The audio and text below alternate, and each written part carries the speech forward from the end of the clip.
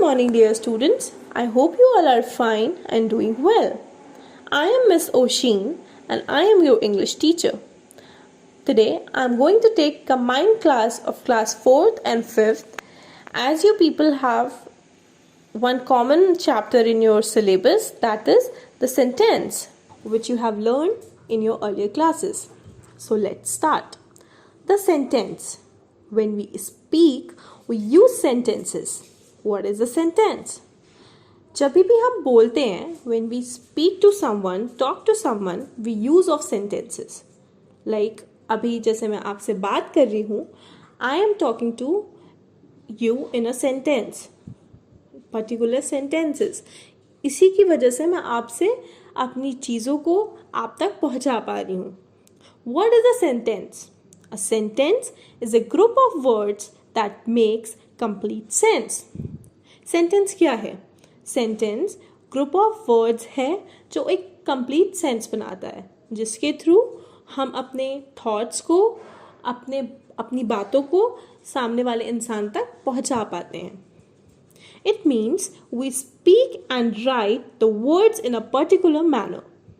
That means whenever we write or speak something or tell something to someone, we write it in a particular manner. We write words in a particular manner that make complete and proper sense.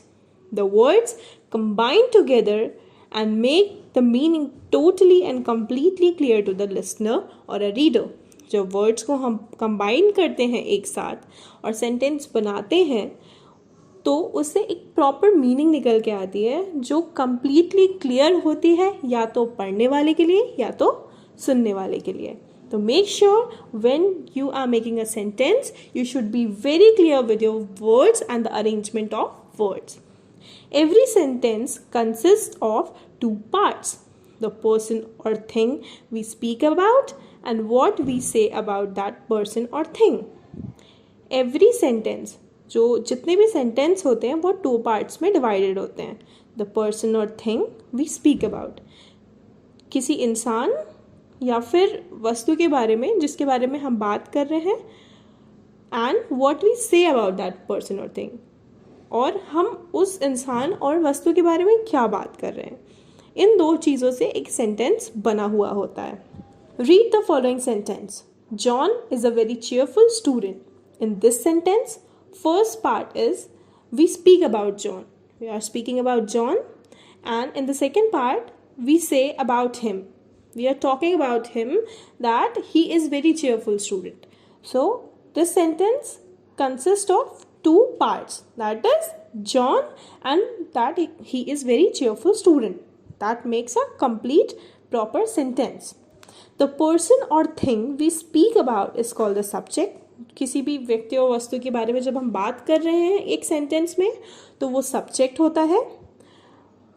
What we say about the subject is the predicate of the sentence. और जो मतलब जो subject है हमारा, उस subject के बारे में हम क्या बोल रहे हैं, वो उसका प्रेडिकेट होता है सेंटेंस का. The subject and the predicate may each consist of single word or of many words. दो प्रेडिकेट और सब्जेक्ट होते हैं, ये सिंगल वर्ड के भी हो सकते हैं और मैनी वर्ड्स के भी हो सकते हैं. Let us see the following example. See here एक साइड पे सब्जेक्ट लिखे हुए हैं और एक साइड पे प्रेडिकेट लिखे हुए हैं. So the first example is boys play. तो ये सिंगल वर्ड एग्जाम्पल है, बॉयज प्ले, दैट मीन्स लड़के खेलते हैं. Second, the little black dog bite the poor beggar. Here subject is the little black dog bite the poor beggar. तो यहाँ पे लिखा है जो छोटा काला कुत्ता है उसने पुअर बेगर को काट लिया. Subject is the little black dog and the predicate is bite the poor beggar. High snowy mountains make a country more beautiful. High snowy mountains is subject क्योंकि that is thing. Predicate make a country more beautiful is predicate, कि इसमें हम बता रहे हैं कि high snowing mountains जो होते हैं वो कंट्री को और ब्यूटिफुल बनाते हैं. तो इस तरह से हम सेंटेंसेस को लिख सकते हैं, सिंगल वर्ड्स में भी और कई शब्दों के साथ भी.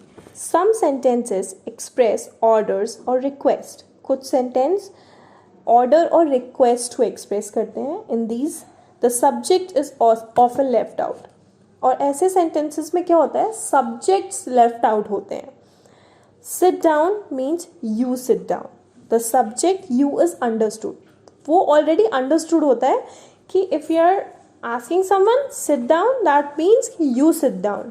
Obviously, if I will tell you sit down, that means I'm telling you to sit down. मुझे ये बोलने की ज़रूरत नहीं है you sit down. तो इसमें क्या होता है, सब्जेक्ट लेफ्ट आउट होते हैं और it's already understood. Thank you. Thank you means I thank you, where the subject I is understood. Understood means we can understand which word is there, though it is not said. Understood means क्या होता है कि हम खुद ही समझ जाते हैं. It's already in our mind कि हाँ यहाँ पे मेरे बारे में बात हो रही है या उसके बारे में बात हो रही है, तो वो ऑलरेडी हमें पता होता है और उसे बोलने की ज़रूरत नहीं होती.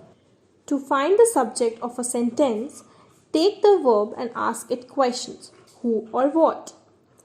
किसी भी सेंटेंस के सब्जेक्ट को ढूंढने के लिए we have to take verb, that is action word, and ask it the question who or what.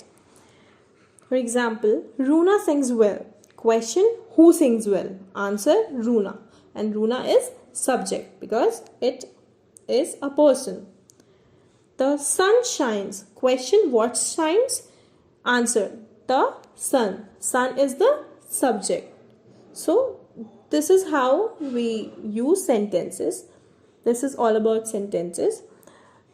For today it's done, and I will tell you more about sentence in the tomorrow class.